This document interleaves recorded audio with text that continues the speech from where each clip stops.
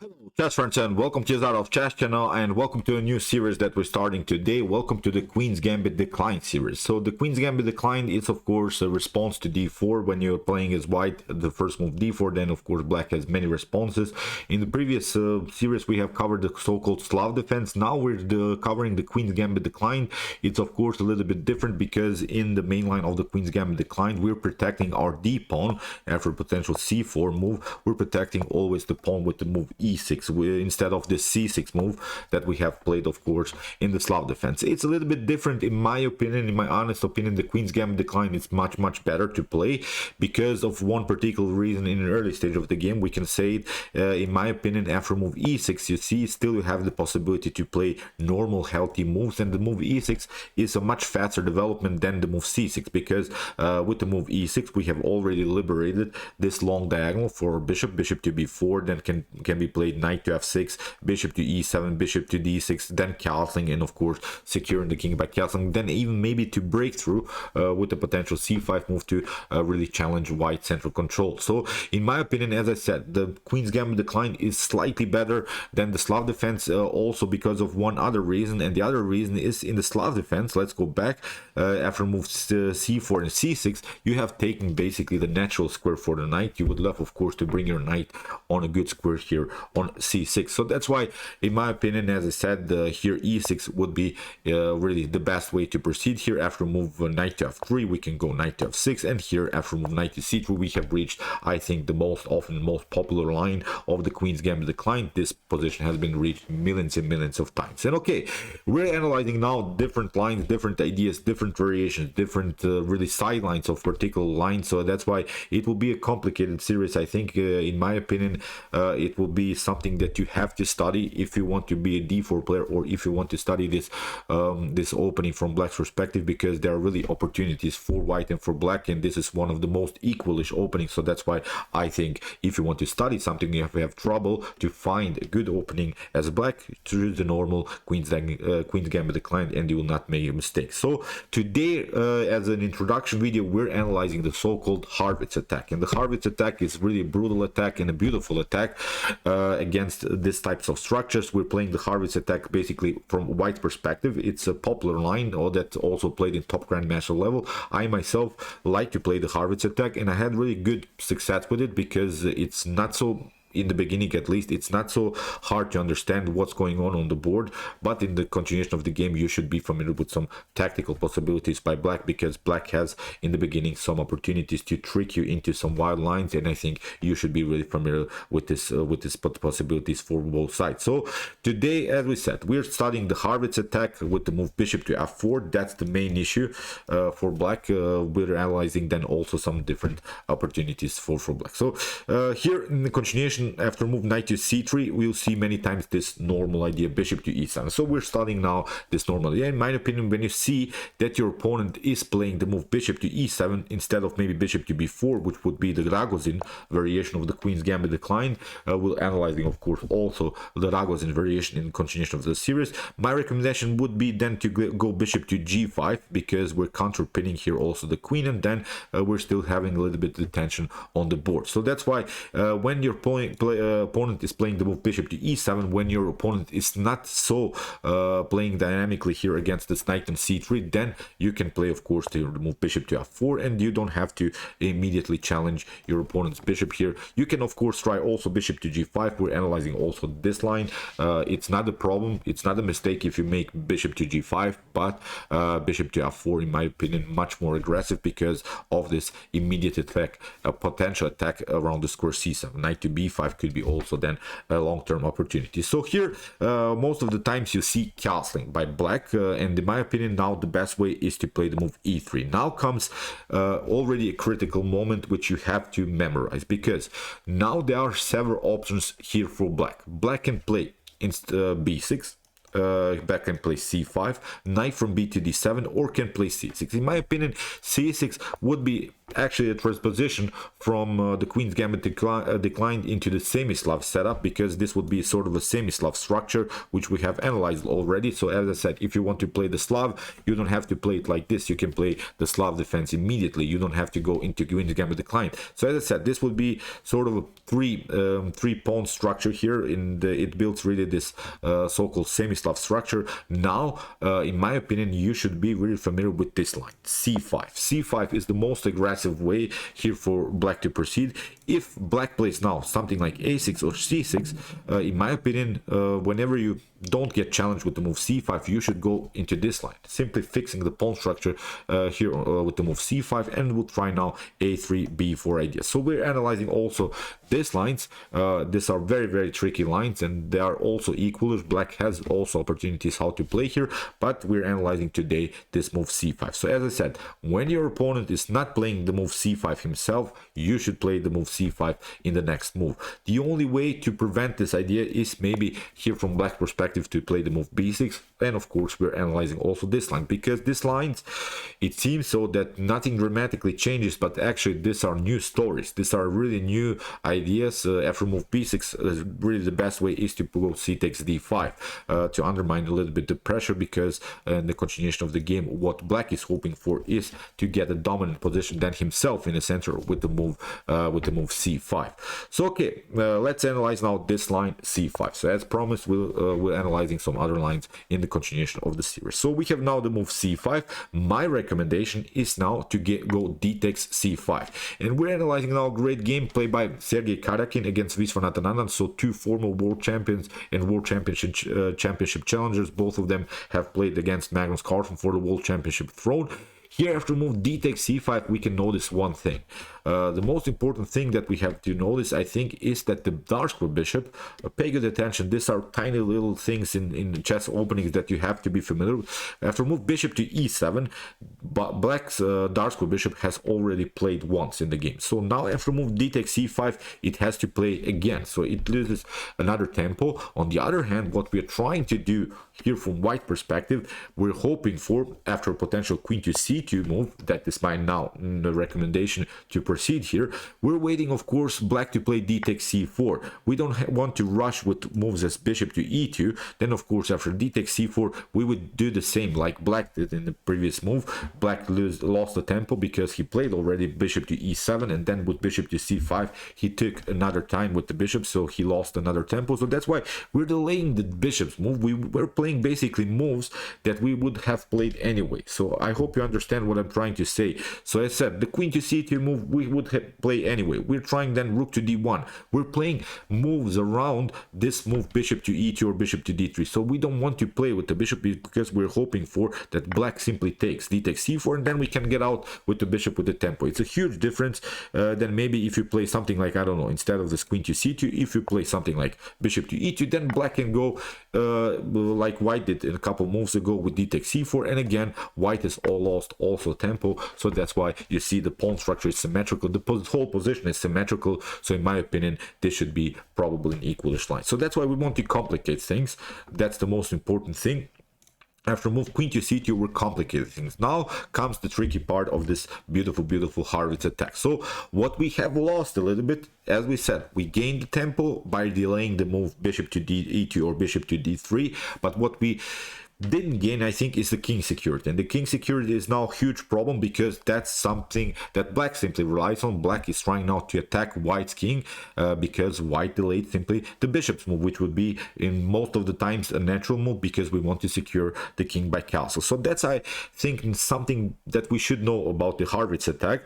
I hope I don't complicate things too much, but I really wanted to start this Harrwitz attack by explaining every particular move, because it's very important. It's very important. I played this position millions and millions of times, maybe not millions of times, but at least I think hundreds of times I've reached this particular position.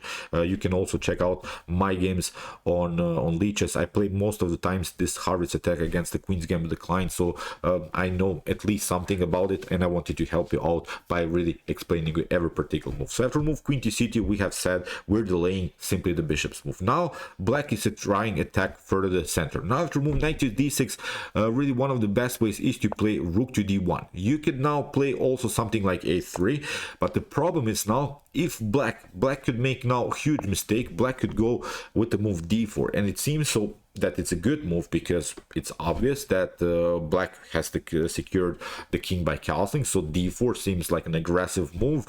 We want to simplify things and we want to open the position in front of the king, but white could have here a great counter-attack with the move queenside castling, and it leads now into very complicated position. But believe me, this is not a good position anymore for black, because queen to e7 would be sort of a line that only helps out black here. But if you take here d takes c3, you may think that you gain something. Then black can maybe play c takes b2, we can play king takes b2, and then rook to d8. Okay, black has a rook and a piece for the queen, but actually in my opinion it's not so good. White is up really in material. White has here a plus 2.5 position when it comes to computer relations. So in my opinion, this is a line that you should try to avoid from black perspective, and there are only winning games and one draw games in the database in this particular line. So it seems so that it's an aggressive line, but you can be the judge of this position. In my opinion, that's something that black should not do. So here after move rook to d1, we are preparing we are also preventing this move d4 immediately. What you could try also, obviously with the move knight to c6, black is trying to play the move knight to b4, and we're analyzing a little bit now this particular line. There are now two choices, rook to d1 or you can play a3. If you play a3, then most of the times you see this move, as we said, pardon me, here queen to a5 instead of this move d4. But actually this move queen to a5 you should not meet, of course, with the move b4. B4 would be a huge mistake, because then we can play here knight takes b4, or here knight takes b4, a takes b4, or bishop to b4, because you're tactically lost on the a file. You will lose the rook. So that's why even if black plays now the move queen to a5, again we have to play this move rook to d1, because after potential, let's see now possible continuations, black can play rook to e8 or rook to d8. Now black can hope, as we said in the beginning of the video, we're delaying the bishop's move. We're delaying the move bishop to c4. We don't want to play that. We want black to play d takes c4, then we get out with the bishop with the tempo. So that's why now in the next couple moves, black is making a decision. Black is making a decision if he wants to play rook to e8 or rook to d8. So he's trying to get a d4 pawn breakthrough, or he's getting his e5 pawn breakthrough. So now in the continuation after move rook to e8, you should not again try this move b4, because it's a huge again problem. It seems so that we can take this one, but actually this tactic is working. Knight takes b4, a takes b4, bishop to b4. You can only cover with the rook, of course, and then knight to e4, and white is lost here. So that's something that you also should consider. It seems so that you get the fork and the bishop against the queen, but actually it's not so good. Black is winning this game for sure. So that's why we have to, again, as we said, after move rook to d1 and queen to a5, a3, after move rook to d8, knight to d2, knight to d2, or whatever happens, rook to e8 or rook to d8, we should play knight to d2, because now this tactic actually doesn't work anymore, because first of all we have a great protection now of the king. There are no tactical threats here, and now there are also opportunities to play knight to b3 and finally getting rid of this very annoying bishop here on c5. So this is now this position in the game between Sergei Karyak and Vishwanathan Anand. We see now here Vishy played here the very aggressive move d4. That's a line I think that you should also be familiar, because you have to play now knight to b3. We have now queen to b6, knight to a4, and here after bishop to b4 we have reached really one of the wildest positions of the Queen's Gambit, the client of the Harrwitz attack. Here Vishy Anand played a brutal bishop sacrifice. It is playable, but you have to know what to do, and I think this is a very attractive game. So that's why I decided to show you this one, because it has really beautiful tactical elements. So you see white had to play a little bit around everything. Still white didn't play with the bishop. I hope you noticed that we delayed that move. I'm pointing it out. This is a very important strategical element of the Harrwitz attack, delaying this bishop move with queen to c2. So after move bishop to b4, here Vishy got challenged here Sergei Karyak, Karakin, we have a takes b4, queen to b4, and you may ask yourself the question, what happens if that happens? We're analyzing, I'm promising you that we're analyzing more and more of this Harrwitz attack, so no problem with that. We will make also different lines. I know there are probably several lines that you're asking yourself what's going on the board. So we're analyzing now this aggressive method by Anand. After move queen to b4, we have now knight to d2, and you see now Sergei Karakin protected his king, but also protect his knight. Although black has the initiative, black has to play now a perfect game in order to make it draw or make something out of it. I think if white now manages to play finally bishop to e2, bishop to d3, and then castling, then black is of course lost. So that's why here Vishy plays now the best moves. He plays e5, simply continues the pressure. We have bishop to g5, queen to a5, we have queen to b3, and now knight to b4. Very tricky move with ideas of, as a long-term plan, knight to c2 somehow, or knight to d3. If bishop to e2 happens, also d3 could be a beautiful opportunity. So here in the continuation, bishop to f6, played by Karakin. He knows that he's up a piece. He needs now to trade off more pieces. He has to simplify the game. If he does it, then of course he could have a comfortable game. We have g takes f6, bishop to e2, d3. It doesn't bring you so much because we have bishop to f3. You could maybe try one check, but actually here black can simply, white can simply escape with king to f1, and nothing dramatically happened. In the continuation of the game, we can try h4, g3, king to g2, then maybe rook to f1, and secure the king by castling by hand, sort of. So here after move bishop to e2, in the continuation we have bishop to d7, very aggressive move here by Anand, and now rook to a1, at protecting of course the knight. We have now d takes e3, f takes e3, and now b5. Very tricky stuff. If you try now c takes b5, then bishop to b5 is happening again. After bishop, knight to c4, it's not so good. Then you get this move knight to d3.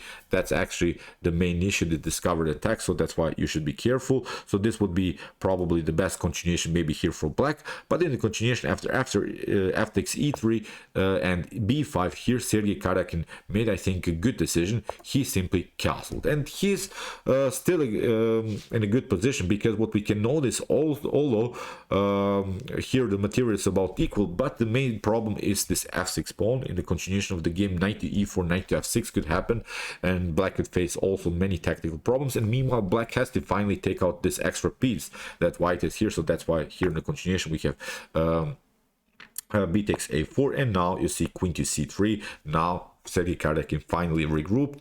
He is down maybe a pawn, but he has now a clear plan how to make further progress with the move knight to f3, then maybe knight to h4, maybe even knight to f5 as sort of a position that we can cement. So here in the continuation we have f5, we have knight to f3, we have f6, knight to h4, attacking now the f5, we have knight to c6, we have queen to a3, attacking here the a4 pawn. You see here Anand has now problems, because although he's up a pawn, he has many weaknesses on the board. Both of these pawns, the pawn on a4 is isolated, the pawn on a7 is isolated. This structure is also not good. The king is endangered a little bit. This is a weakness. So all of the pawns are basically weaknesses. So that's why I really like here Sergei Karakin's approach in this particular game in the Harrwitz attack. And if you put now the PGN in the description below, the PGN, if you put it into an engine, you'll see that Sergei Karakin played here the game almost like a stockfish engine. He played this game without inaccuracies, mistakes, or blunders. So great theoretical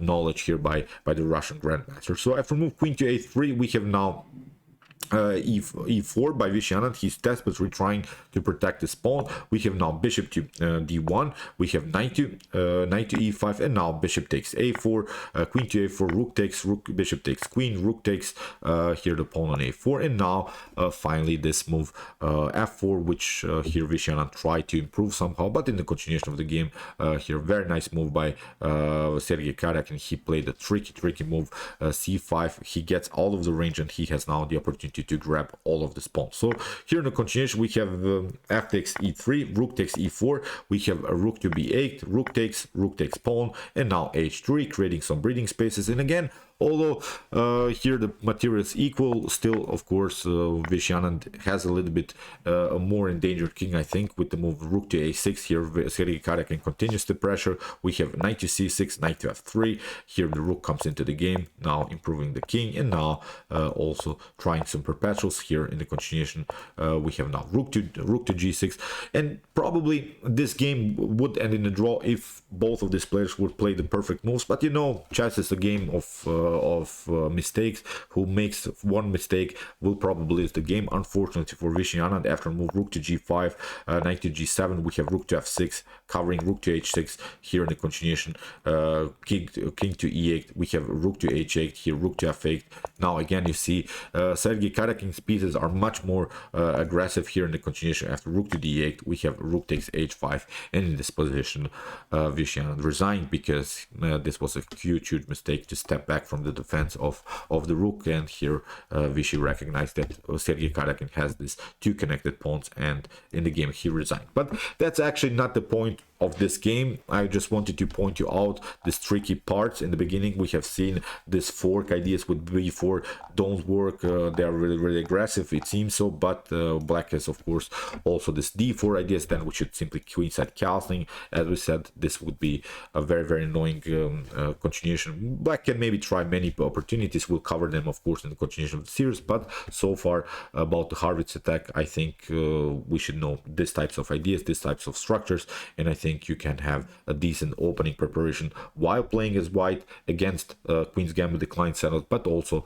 while playing as black as a good defensive setup against white's d4 play. So okay, I hope that you enjoyed this game. I hope that you enjoyed also the analysis, and I hope that you will study this Harrwitz attack more, because in my opinion it were one of the best ways to proceed from white's and from black's perspective. Both players have really great opportunities, so in my opinion this is also a very often popular line that's played in top grandmaster level, and we're trying now to cover more of this opening preparation. So okay, I hope that you enjoyed the video. If you want to study some more Queen's Gambit decline playing, check out my Slav defense series with some more studies about the Slav defense, semi-Slav, and some other Queen's Gambit decline ideas that we have covered so far. But we're starting now from the beginning, the Queen's Gambit decline so far with the Harrwitz attack, and then continuation also with some other possibilities of the queen side of the Queen's Gambit decline. So okay, see you soon with some more videos, and what to say, chess is the best, of course.